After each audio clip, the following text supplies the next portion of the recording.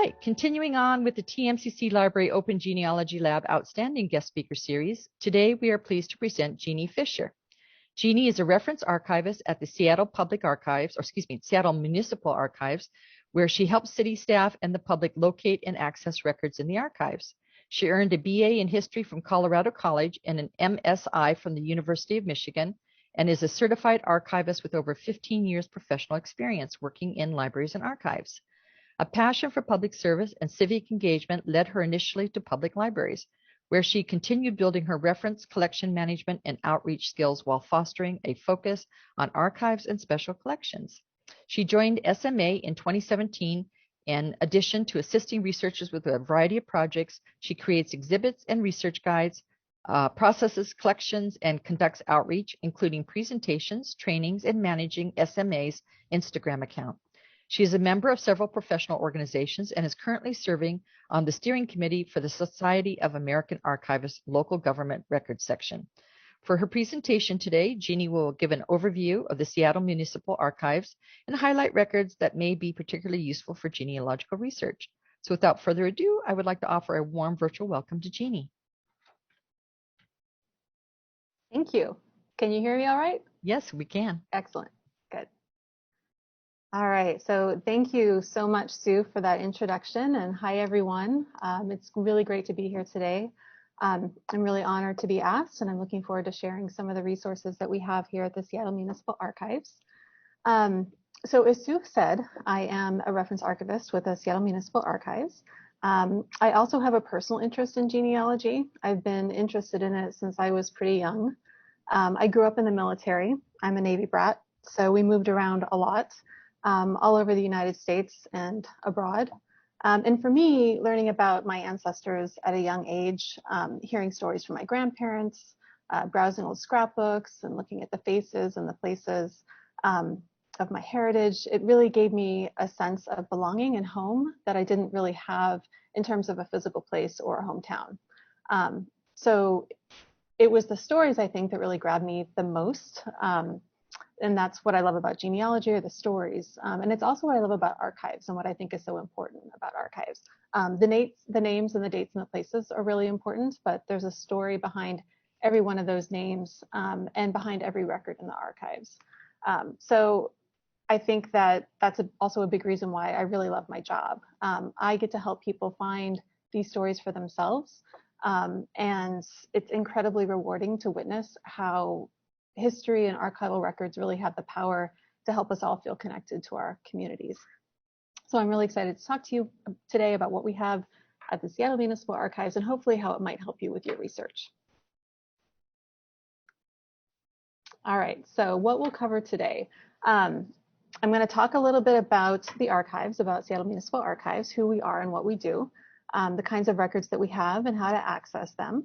I'll also talk about records that can be used specifically for genealogical research.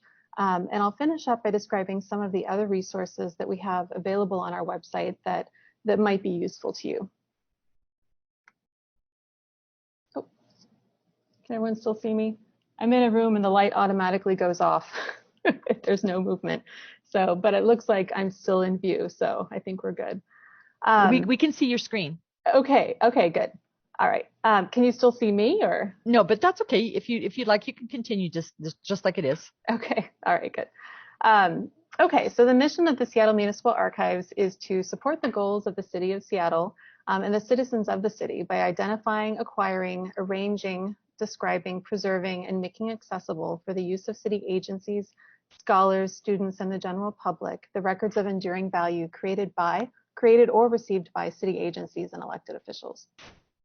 And I'll just add here that an important aspect of our mission and our work is to provide transparency and accountability in city government. So the Archives is the official repository for historic records of city agencies and elected officials. So as our mission states, we identify, collect, and preserve these records and make them accessible to everyone.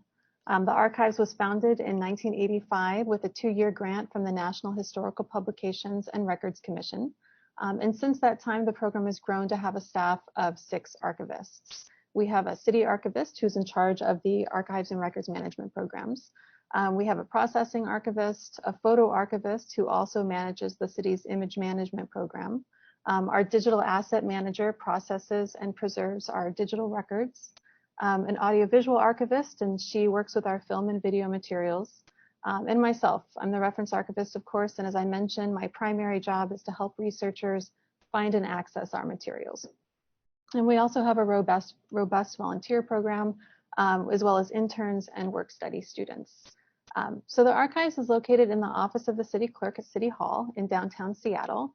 This is where our offices and processing room is. It's where our public research room is located. And our collections are mostly stored in the basement of City Hall in a climate-controlled vault. This is our website for the archives. I just wanted to list it here up front. All of the resources that I'll be talking about today are available on our website, or at least they're described on our website. And so it's where you can find our records databases, our exhibits, and lots of other content that I'll be describing. And then that's our email for the archives, archives@seattle.gov. So that email address is always monitored. Usually it comes to me, but if I'm gone or for whatever reason, it's always monitored by someone in the archives. So you'll always be assured of getting a response. And we usually reply to requests pretty quickly, I'd say easily within a day. So that's sort of our main contact for the archives if you have any questions about this presentation or about any of our holdings or services. So the city of Seattle. I'm not sure if folks have been to Seattle before, or if you're familiar with the history of the city, but I just thought I'd give a really brief sort of introduction to the city of Seattle. We were incorporated in 1869, actually to be exact, December 2nd, 1869. So as of yesterday, the city is exactly 152 years old. So the official municipal record for the city starts that year. And any records that we have will be dated after that day. In fact, the city's first ordinance was passed just a few weeks later on December 22nd, 1869, which was incidentally for the prevention of drunkenness, indecent or disorderly conduct in the city of Seattle. So you can see where the priorities were at that time. So also the city's 150th anniversary was in 2019.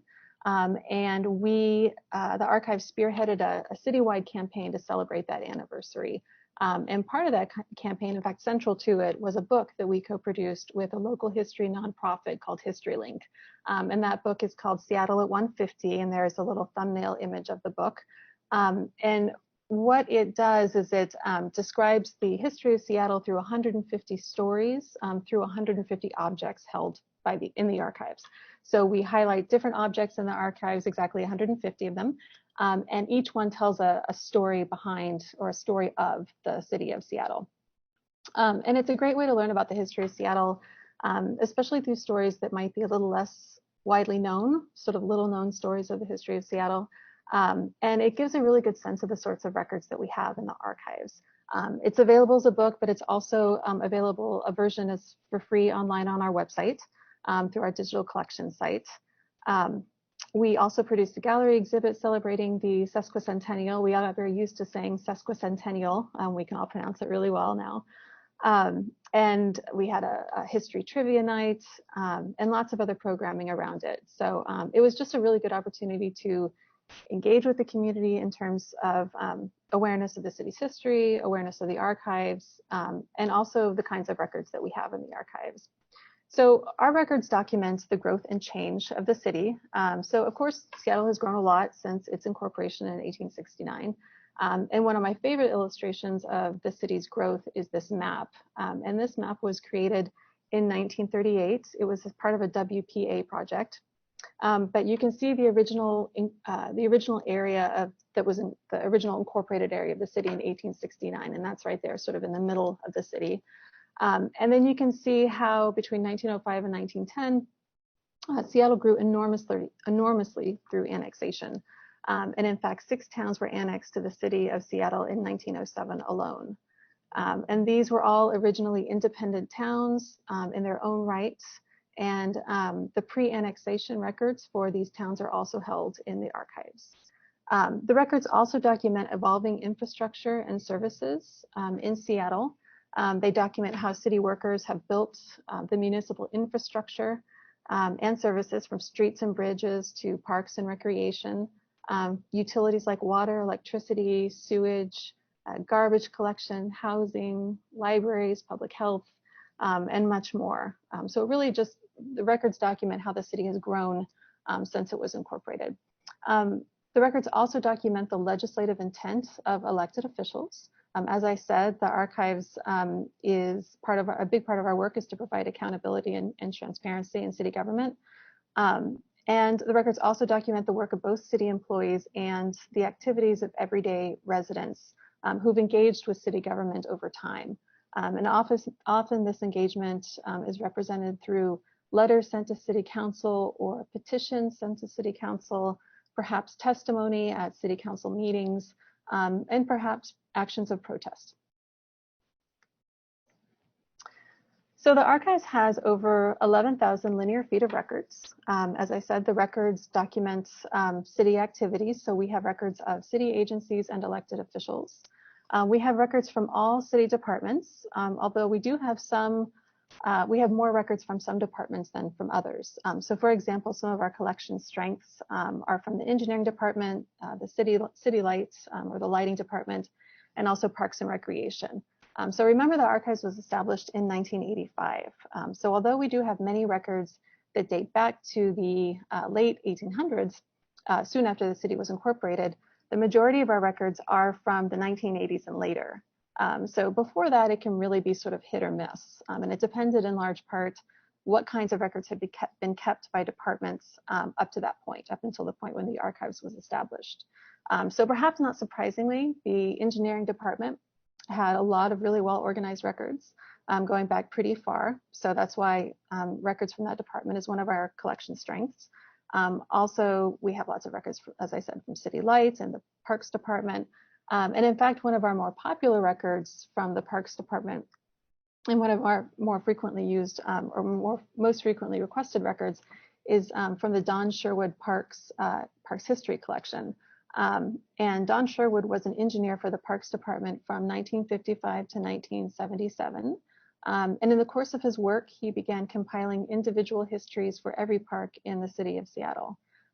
In the early 1970s, he learned that older files from the park were going to be destroyed when people were retiring. And he protested against that and advocated saving and preserving the files. So in 1972, he was given the responsibility for doing just that and building them. And so the files that he saved are now in the archives, and they comprise the Don Sherwood Parks History Collection. It's just a really invaluable resource for tracing parks history in Seattle. We also have records in many, many more formats besides paper. Of course, we have textual records or paper records.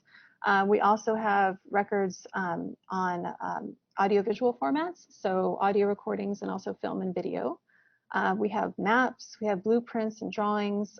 We also have a lot of electronic records, more and more all the time, as you might imagine. We are always getting new records in from different city departments, and a lot of those records these days, of course, are electronic. Word documents, Excel spreadsheets, PDFs, really runs the gamut. And then we also archive city websites.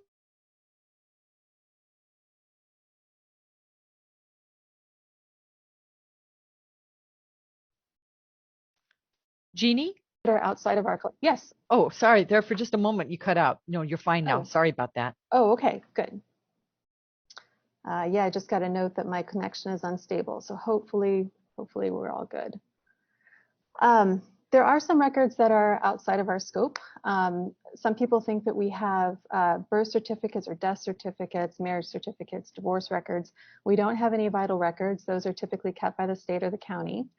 We also don't have records from private businesses. We are a municipal archive, so we just have city government records. We don't have personal papers from individuals who lived in Seattle, perhaps, who were not part of the city government or the city of Seattle.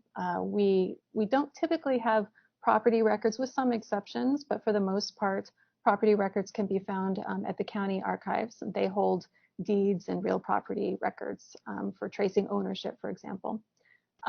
We don't have very many records from the Seattle Police Department. There are just a few exceptions, and I'll talk a little bit about one of them a little later. And also, we don't typically have court records. Those are usually kept by, for example, the county court system. But we do have an exception to that, and I'll talk about that a little bit later as well. So how records come to us. So one question that we get often is, how do you decide what to archive? And so records in the archives come to us directly from city agencies and departments. The city's record retention schedules determine what is sent to the archives to be permanently preserved. So records marked as archival or potentially archival on records retention schedules are sent to the archives when their retention period is up.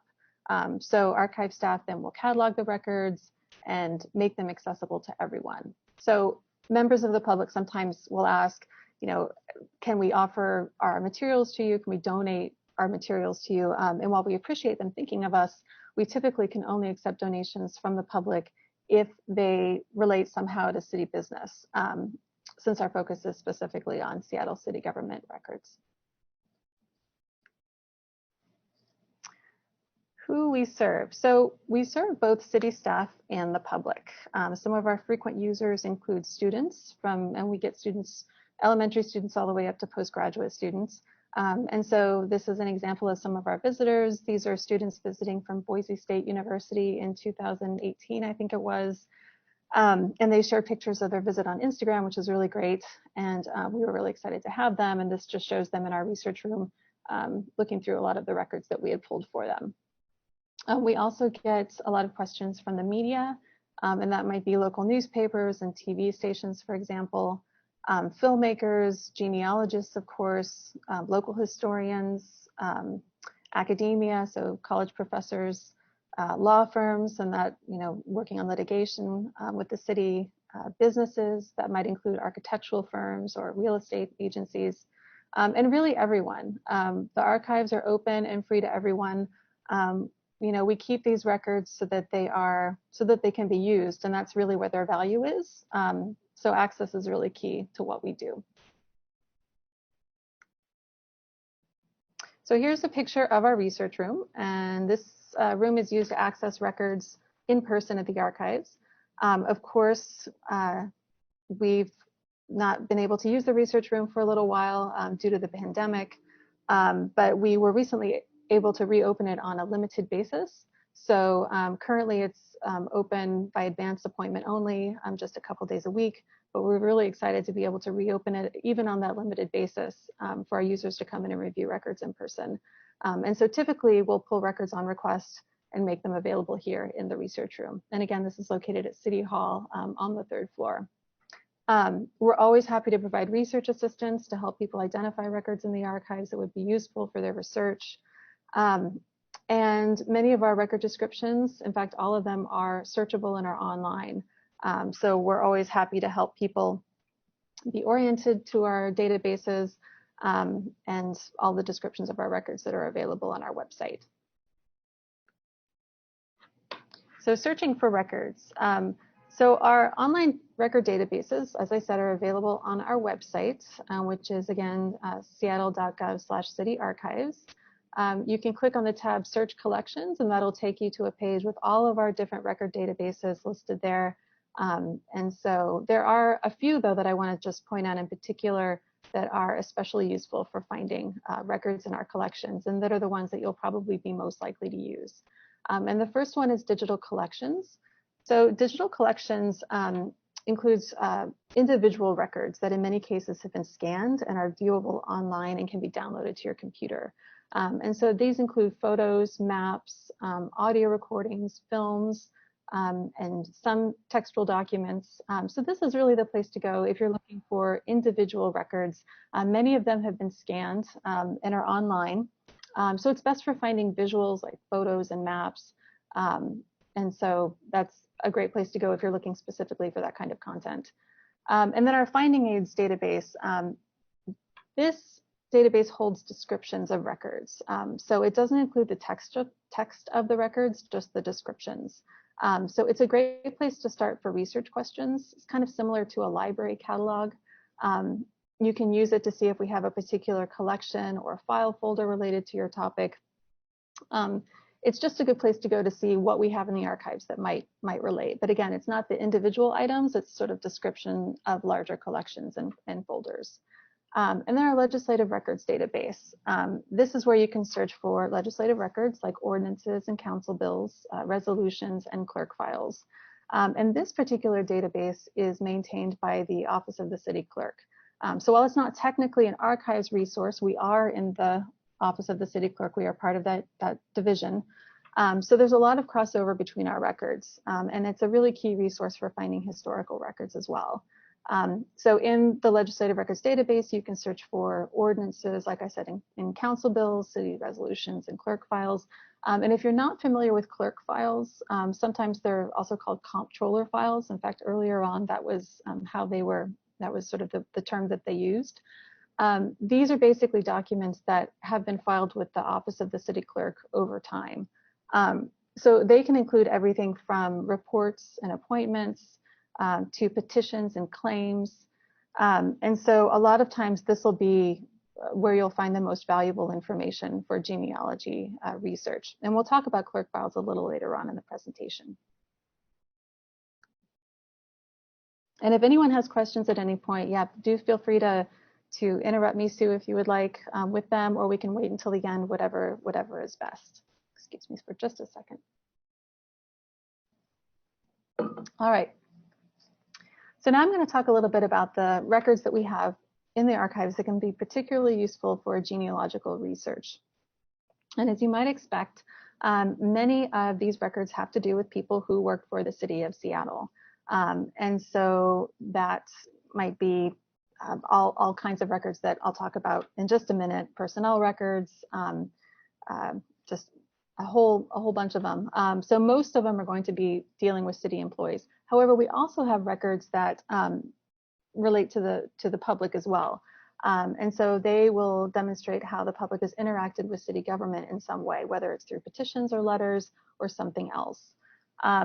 And even if you don't find your ancestor in our records, if you're doing research relating to the Seattle area, the records might still be really valuable sources of historical context. So I'll also note that for more information, you can check out our online guide to resources for genealogical research. And this is a screenshot of that. It's on our website, and it has a more complete list of resources than the selected resources that I'll talk about today. So the first resource I want to describe is personnel cards. And personnel cards give brief information about an employee's work history at the city. They'll usually include basic information such as the employee's name, date of birth, position held and hire date, the department that they're a part of, the salary they had, and personnel actions, including the date of the action. Sometimes they also include the employee's address and other details like transfers, suspensions, and efficiency ratings. And sometimes you can also get unexpected small details which speak to a larger story. So for example, this is a civil service personnel card. And this employee was with the police department. This is William H. Campbell. And you can see it gives his birth date, it gives his address, it gives his position. He was a patrolman. But it also gives some really interesting, I think, information about his career with the city. We see that in February 1908, apparently he lost his revolver overboard while pulling a Marine fireman out of the bay, out of Elliott Bay, we can assume. In 1908, he advanced, he got a promotion to second grade, first grade, and then in March 1913, he received a special mention because he arrested 2 thieves. You can see his salary at the time, which was $110. There's an ordinance number reference there, Ordinance 37388. We can check the legislative records database to find that ordinance and to see if there's anything else that we might learn about his promotion. And so we just get a lot of really, I think, great information here in one of these little cards. Sometimes there's more information on the back. Sometimes there's multiple cards that have been stapled together. So if you think that your ancestor worked for the city of Seattle, definitely let us know. These are usually arranged alphabetically, and there's no index online, but we're happy to take a look for you to see if your ancestor is there. So besides the civil service cards, we also have personnel record cards from the fire department, parks and recreation, the water department. And so for the most part, these are going to be earlier records. We don't get personal records anymore as part of the records retention. Those don't come to the archive. So these are going to be records typically from the early part of the 20th century. So, but I think that they have a lot of potential to help people who are researching their ancestors who worked for the city. And in fact, this is one of the more popular collections that we check for folks when they ask us for information. The personal record files date from 1890 to 1904, and similar to the personnel cards, they document personnel actions such as appointments, oaths of office, applications, examinations, and resignations. Some of the files are pretty brief and contain just a single document with basic information like name, appointment date, position title, and department. But some contain multiple pages of correspondence and reports, so you really never know what you're going to find when you start looking in them. So here is an example of an applicant statement, and a statement form is rich with personal information. And a lot of times it might ask for place and date of birth, but it also will ask for parents' birthplace, marital status, previous occupation, if the applicant had served in the military, what nationality the applicant was, and how long the applicant had lived in Seattle. So you get a great little mini history there of who the applicant was. And I think it's also great that it has a spot on the back for signatures of people who are vouching for the applicant, who endorsed their application to the city. So this is really great for just getting a sense of who their friends and family were, perhaps, and that can give you more clues for future research. So Civil Service Commission appeals. These records are mostly appeals made by city employees to the Civil Service Commission for reinstatement after dismissal or suspension for their work in Seattle. They date from 1902 to 1975. They're arranged chronologically. There is a searchable name index online in our finding aids database. So that's a great point of access. So you can search their name in finding aids and see if one of their file folders comes up. The files include records about investigations, and almost all city departments are included in this collection. The bulk of them are from the fire department and the police department, but all departments across the city were included.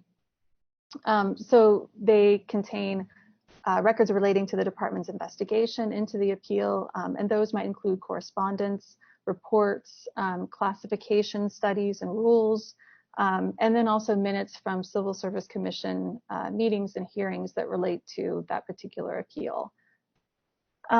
So some of these records will be from city employees or potential city employees who were challenging the city's policies about gender rights, overtime, hourly pay, perhaps seniority, and other workers' rights issues.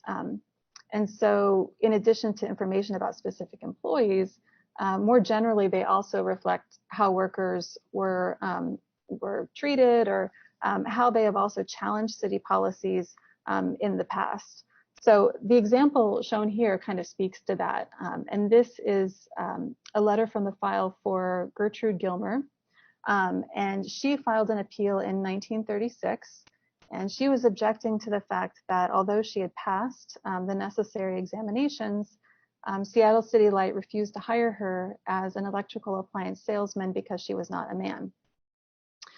So her file includes excerpts from Civil Service Commission minutes from the hearings that were held to hear her case. And those minutes defend City Light's position. And some of the defenses that we find in the file that City Light used was that there were no bathrooms that were available for women employees in their sales offices, that women workers in general, while they can be more efficient in some techniques, that they were not able to get the broad overall knowledge of the system so necessary in earning the respect of the public through service contracts. Also, years of experience have proved that men employed as imply salesmen give the department many advantages that the use of women do not, and that men are more versatile and flexible for utility sales work. And ultimately, the decision was upheld not to hire her for this position, and that men should be selected wherever possible in order that the best interests of the customers should be held. After all, we are the servants of the people. So I think this is just an interesting example of how these records are not only potentially useful for genealogy, but they're also really great for getting a sense of working conditions at the time. So personnel files from the Seattle Fire Department is another really large collection. It's a really popular collection. The files date from 1903 to 1969. It's a very large collection of 166 boxes. And so these are files on fire department personnel, as I said, between 1903 and 1969. The files are arranged alphabetically. There is a name index online in our finding aid site. So again, you can do a search for a name to see if we have a file folder on your ancestor. And this is, like I said, a very popular collection. We get lots of requests from folks who find their ancestor's name, maybe their great uncle or their grandfather, who served as a firefighter in the past for the city of Seattle. The files are also, a lot of them are pretty big. They have a lot of content. They include documents that reflect positions held by the firefighter, promotions, disciplinary actions, investigations into fires, or perhaps investigation into these disciplinary actions, and vacation requests. It just really runs the gamut. And so this is an example of just one of the documents. And this is for a firefighter named C.E. Wheeler. And I just thought this was a nice commendation that he received. This is early in his career. He is described as someone who does his work well and willingly. He's obedient, sober, and prompt to obey commands. Firefighter Wheeler ended up dying in the line of duty later on, and the file also has correspondence from his widow and the setting up of a benefit fund so firefighters could donate funds to her to support her after his death. So there's just a lot of great information in these files, and so I encourage you to check out the Finding Aids database if you think that you have someone who might be included. So loyalty oaths. These records date back to 1951, when the Washington State Legislature made a loyalty oath a requirement under state law. And so these oaths were used for swearing that the employee was not a subversive person or a member of any subversive organization. And they were common oaths during the Cold War era. They continued to be a prerequisite for city employment for many years. And it wasn't until 1964 that the US Supreme Court struck down loyalty oaths for Washington state employees. And at that time, the loyalty oath requirement was discontinued. So I just think this is a really interesting piece of history for Seattle and also for the country.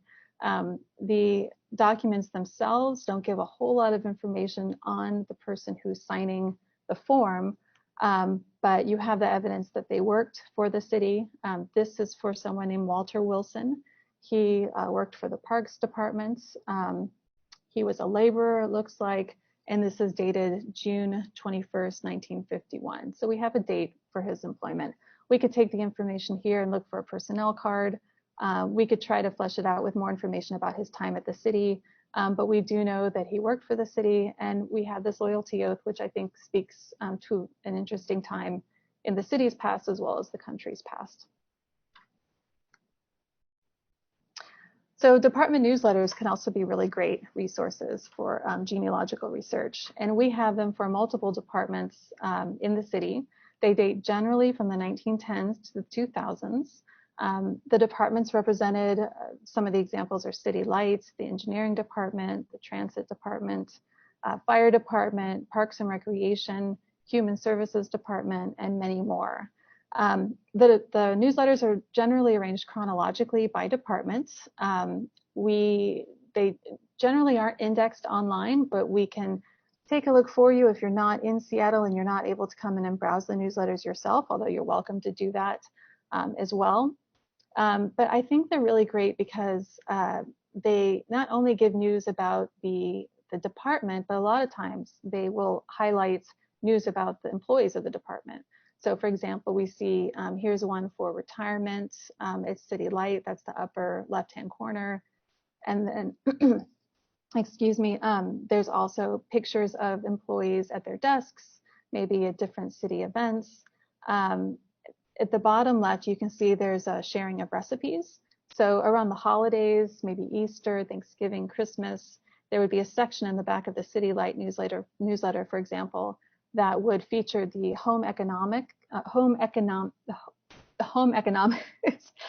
person who worked for the city. She was the chief one, and so she would share recipes that from her own cupboard, but would also encourage city employees to share their own recipes. And so you get little slices of life of the people who work for the city, and I just think those are really interesting. And then also just news of people in general who worked at the city, and that's the one on the bottom right.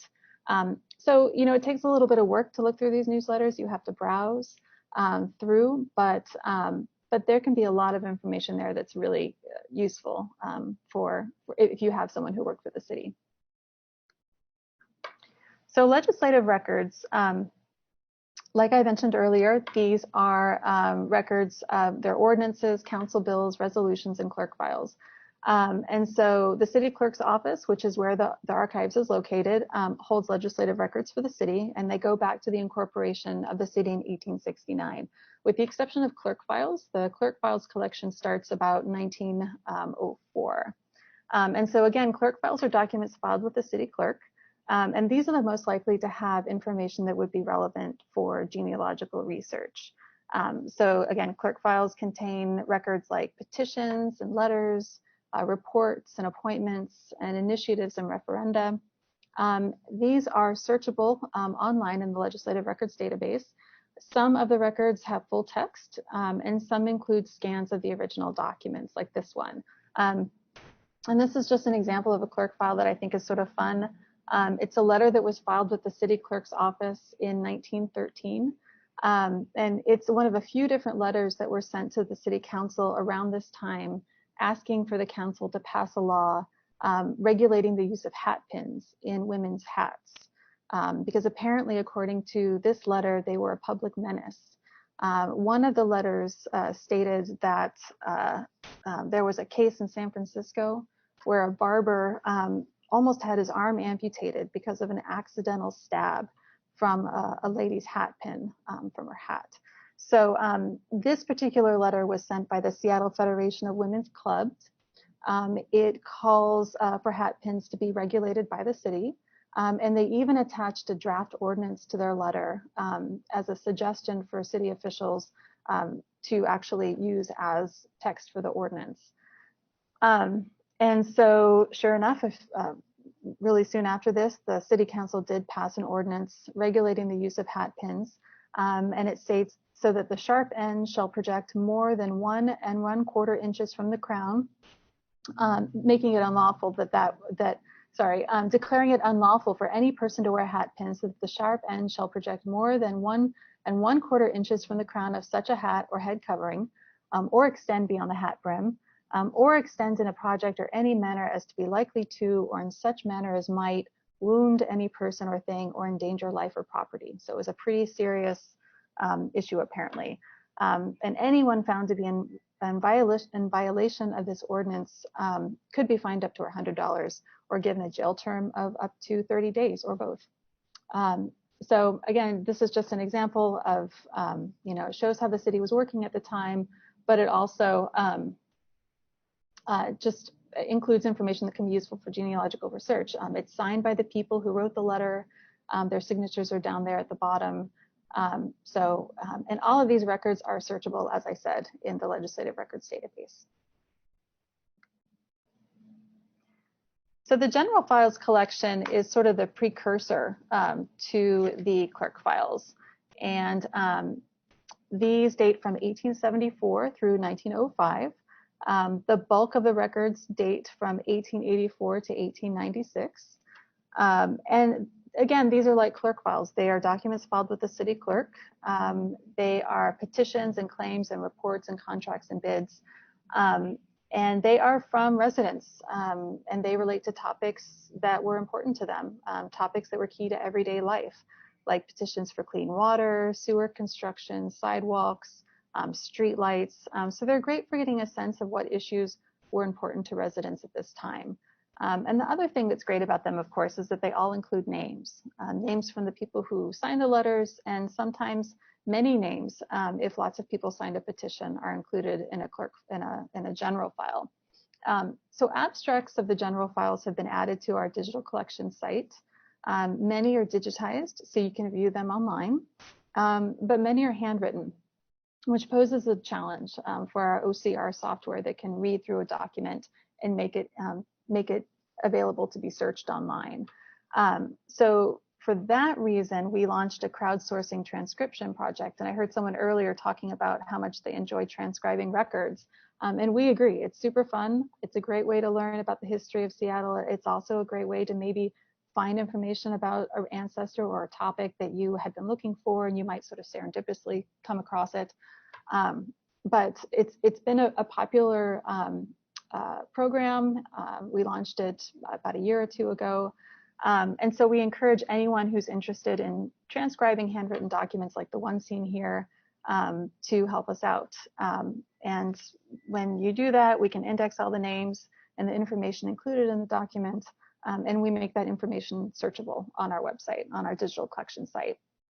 So for example, this is a petition from July 9th, 1891, and it's requesting that the city outlaw malt-fed milk. And this is milk from cows fed leftover malt from breweries. And so the petitioners claim that this kind of milk was unsafe and that it caused disease. And so the following month, in fact, the city council did pass an ordinance prohibiting the sale of such milk in Seattle. So it was a successful petition. It was signed by over 100 residents. So it was a popular petition as well. And now these names have been transcribed and are indexed thanks to our volunteer transcribers. And so if you're interested or know anyone who might be, the transcription project is available on From the Page, which is a free site. It's really easy to try. You can just search for our project, which is City of Seattle Records. And you can try your hand at transcribing some handwriting while learning about Seattle history, and while making these records accessible to everyone.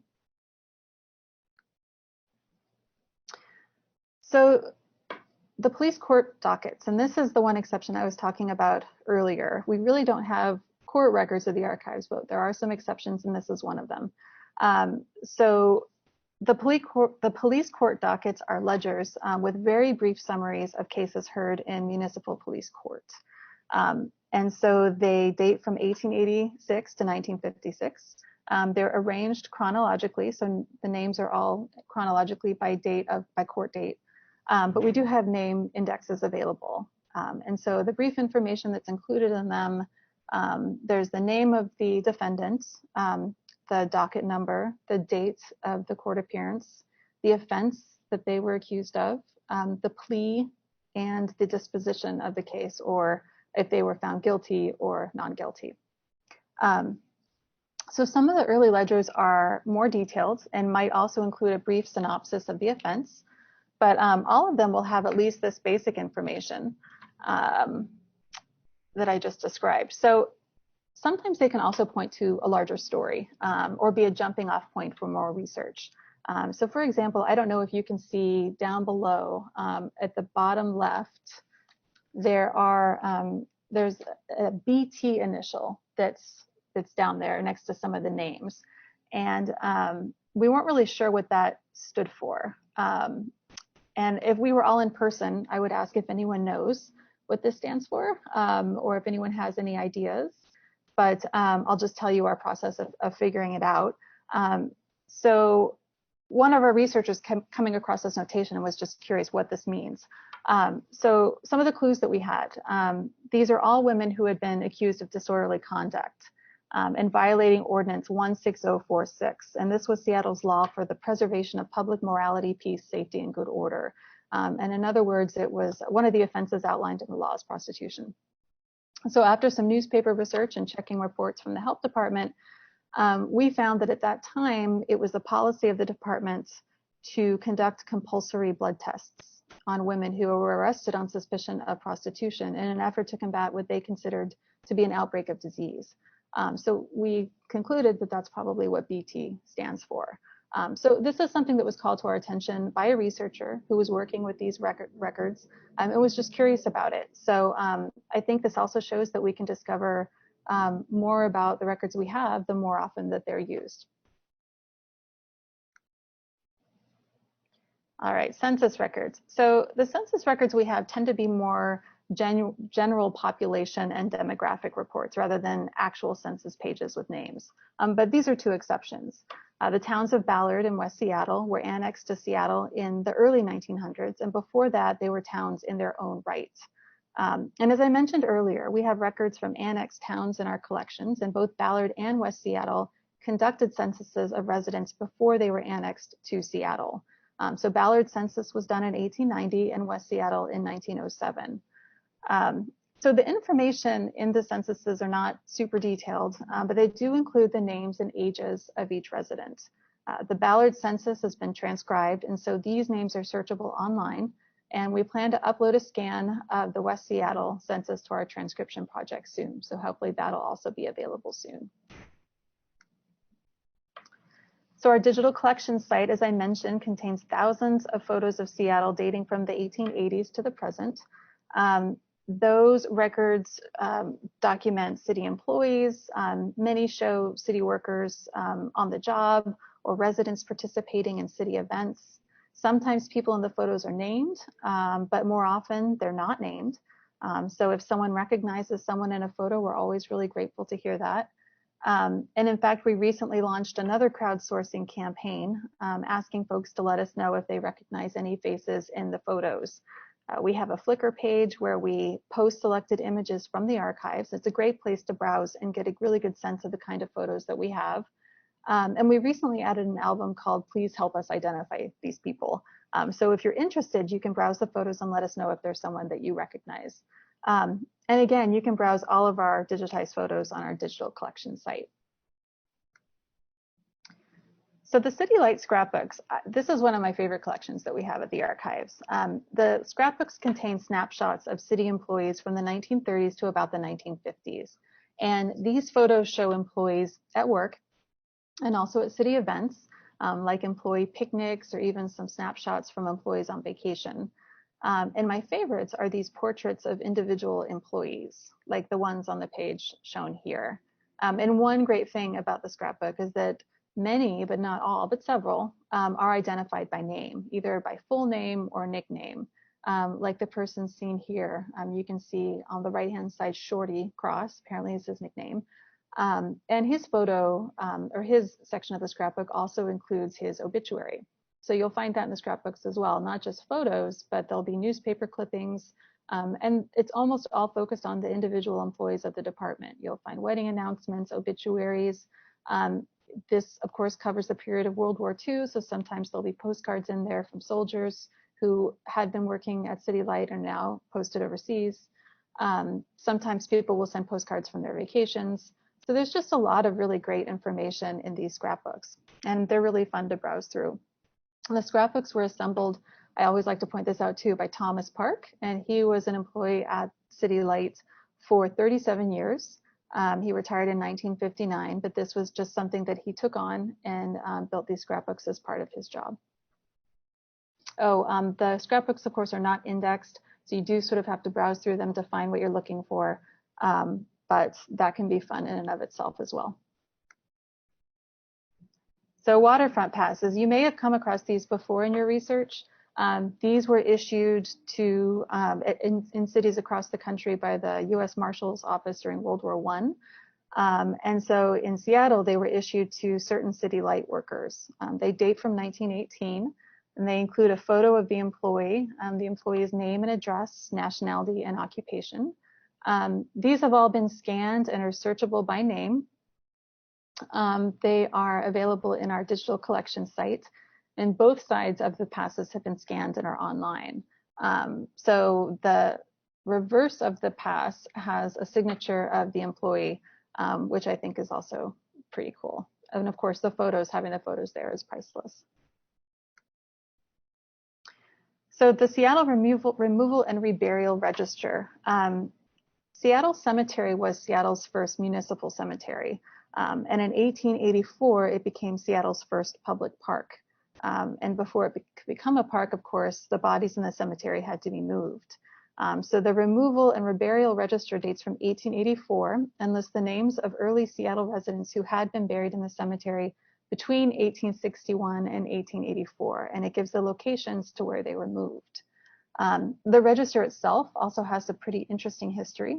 According to a document enclosed with it, for decades, people thought that the register was lost in the Great Seattle Fire of 1889. Instead, as the story goes, in the pandemonium of the fire and in sort of a state of panic, someone threw the register into a vault attached to the office of a Washington Territory judge.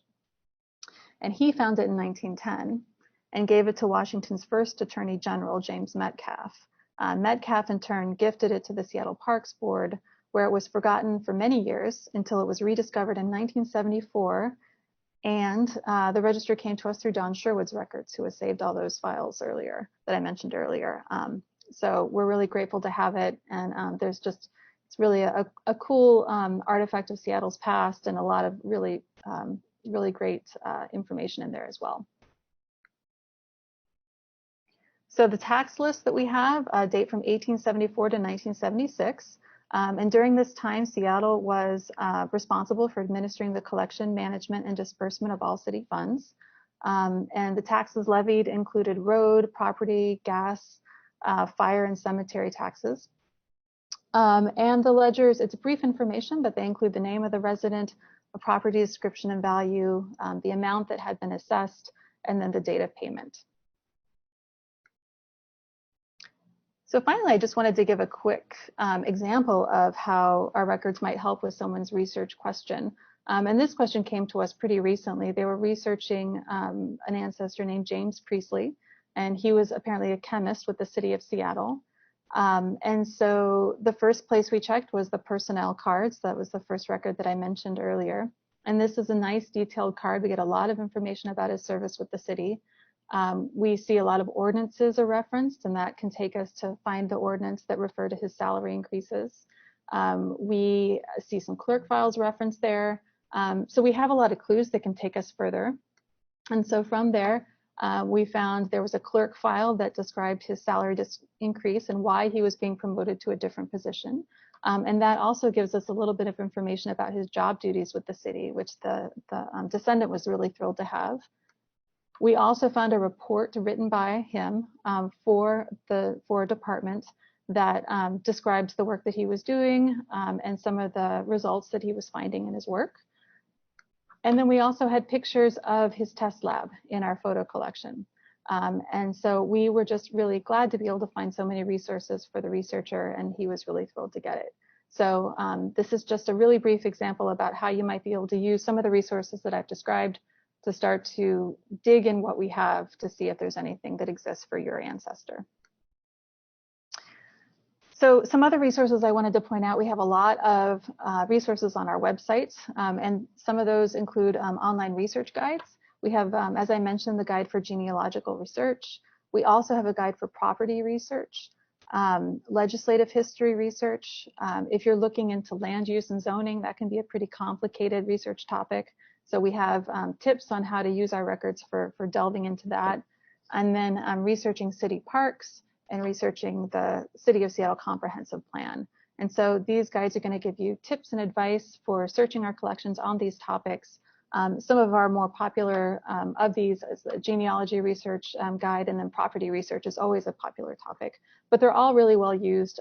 They've been really well researched by our staff, and we hope that they're useful to anyone who's doing research on these topics.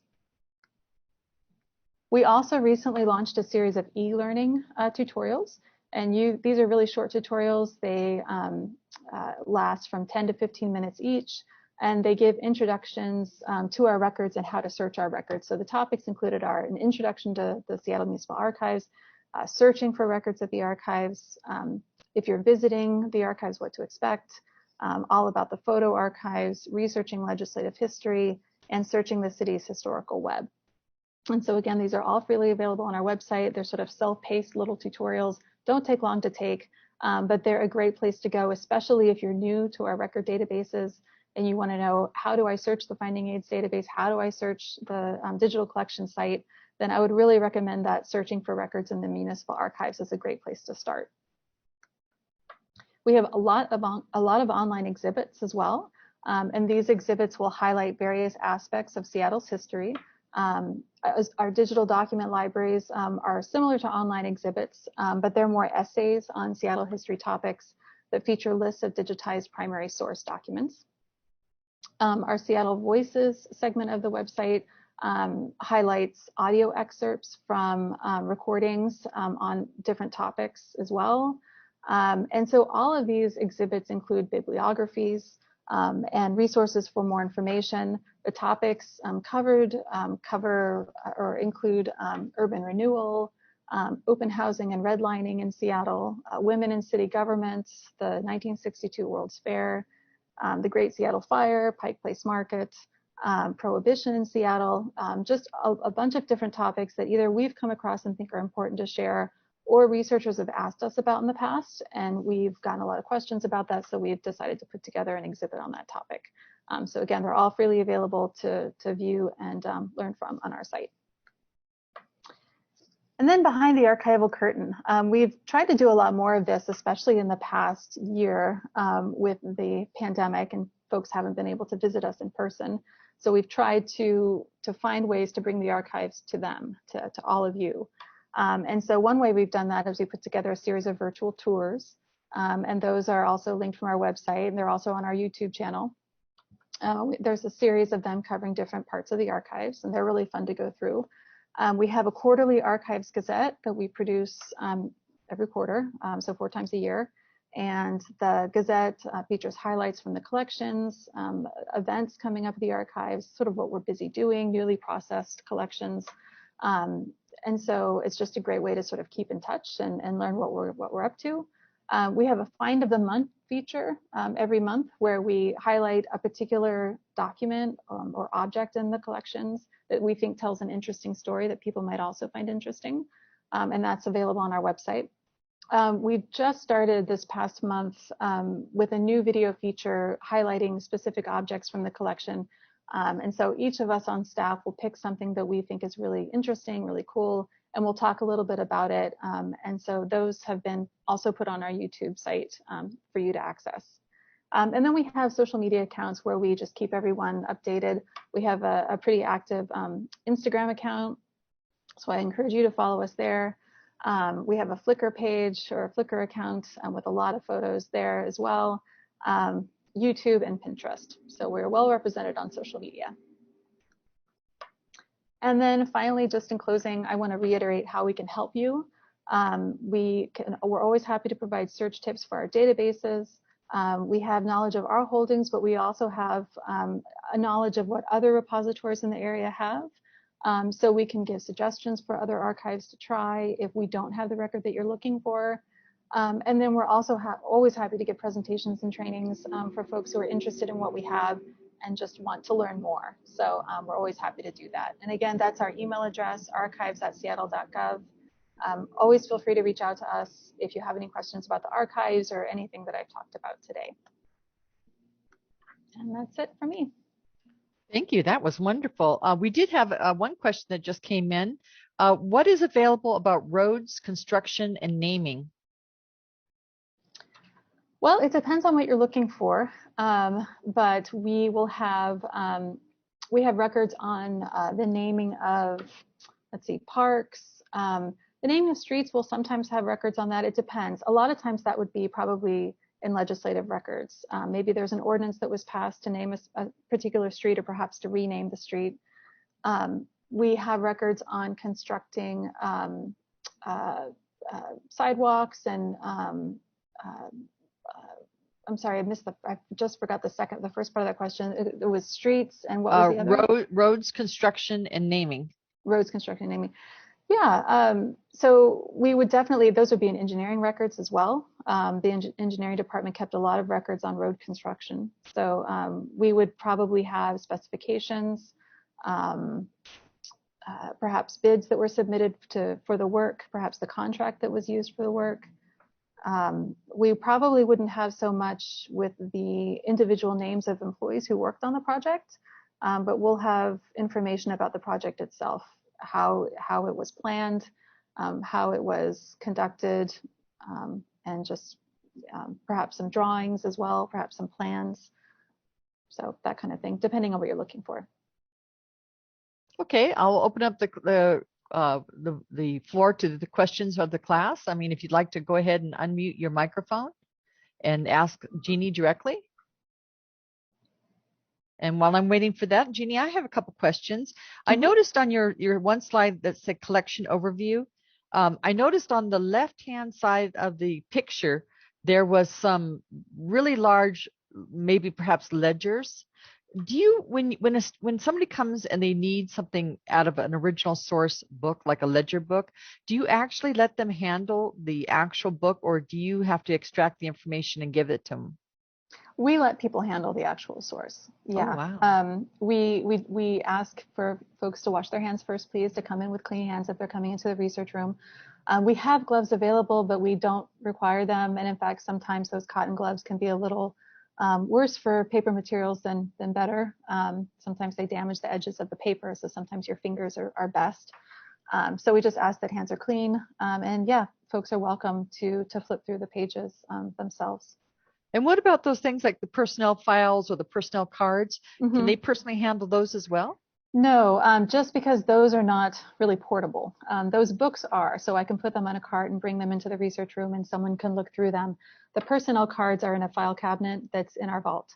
So I can't bring the file cabinet up for someone to look through. So yeah, typically someone would let me know if there's looking for a particular name, and I would search through the cards for them to see if the name is there. And then what do you do? Just scan it for the person? Scan it for the person. If they want to come in and take a look, they're welcome to, but since it's usually just a card, it's pretty easy for me just to scan and I'll send it to them. Great. Now, I know this is probably, I don't want this to be a trick question because I know probably the exact answer would be impossible, but about, if you had to guesstimate, what would be the percentage of your collection that has been digitized? Oh, that is a hard question. I don't know. I think a very small amount actually has been digitized. The majority are not. That said, we do have a lot that's been digitized. We have hundreds, I think, of thousands of many, many thousands of photos that have been digitized.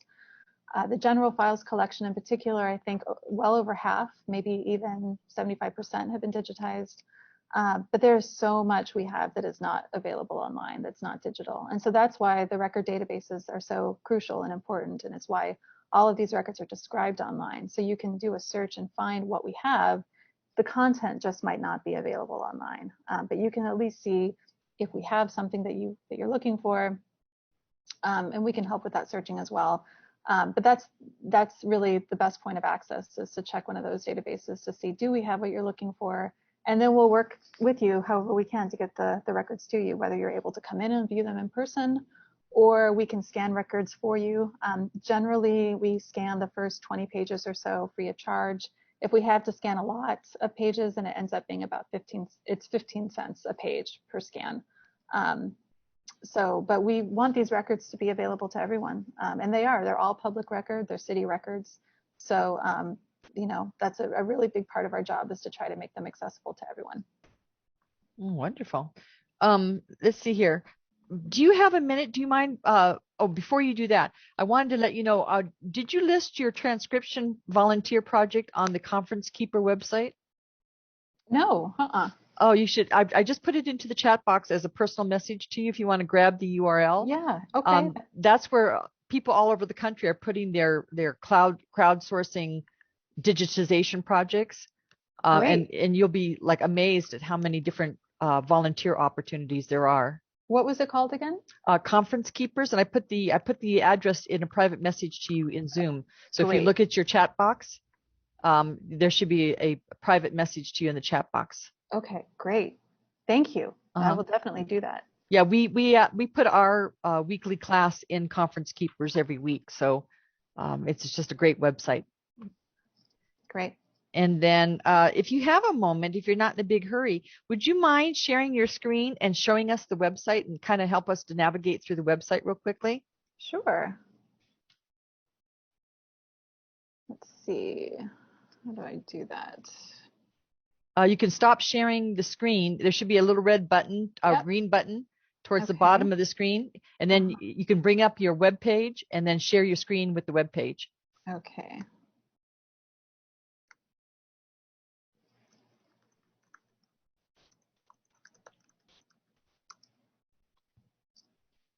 All right.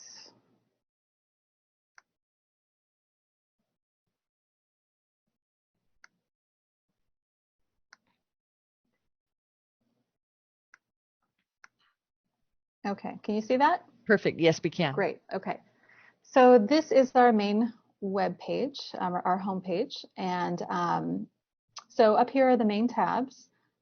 This is just about the archive, search collections, which is going to take you to our finding aids databases or our finding aids site, as well as our our digital collection site. So you want to click on search archives collections. And then we have this handy little, these search boxes here, search finding aids and search digital collections. So you can launch right into the search here, or you can click in and go directly to the site as well. And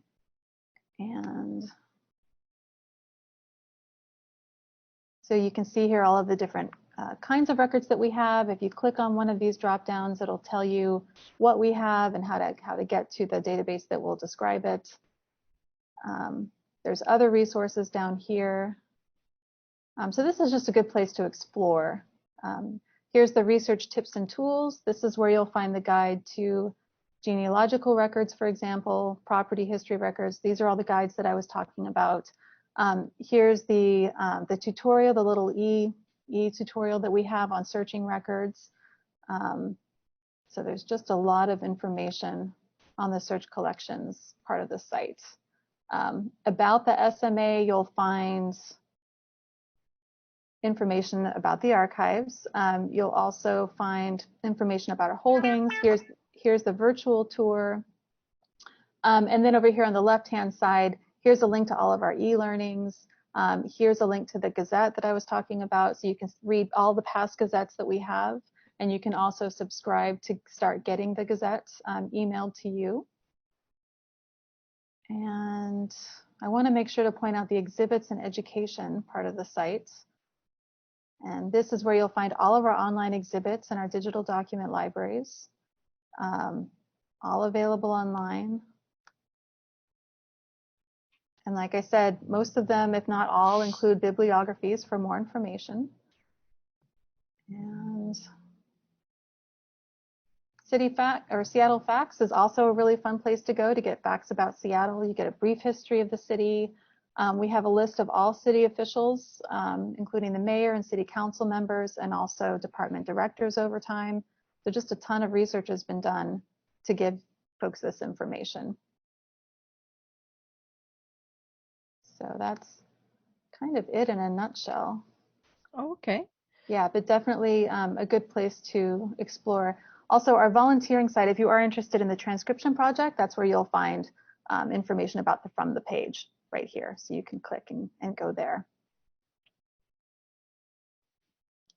So I am kind of going through it quickly. I do have a researcher coming in at 1 o'clock. Oh, so. Sure. No, I understand. Okay. Let's see here. I just got one more. You know what? Sure. Before I ask my question, I don't want to take up all the time. I'll just once again open it up to the class. Do you have any questions for Jeanie? Yeah. Would you have incorporation records? No. Well, we have not really. So incorporation records for what?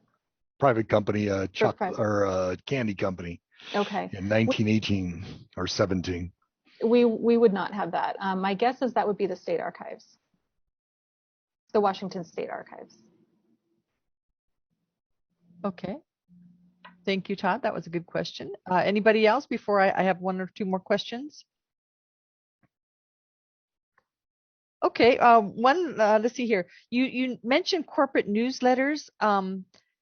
And I saw these samples of the newsletters on your screen. Are those bound in a book? It kind of look like they're bound in a book. They're not. They're loose. They're in file folders. And so they just depend on the department that produced them. So they might be in a box, depending on the collection that it's in. So yeah, they're all loose in different file folders.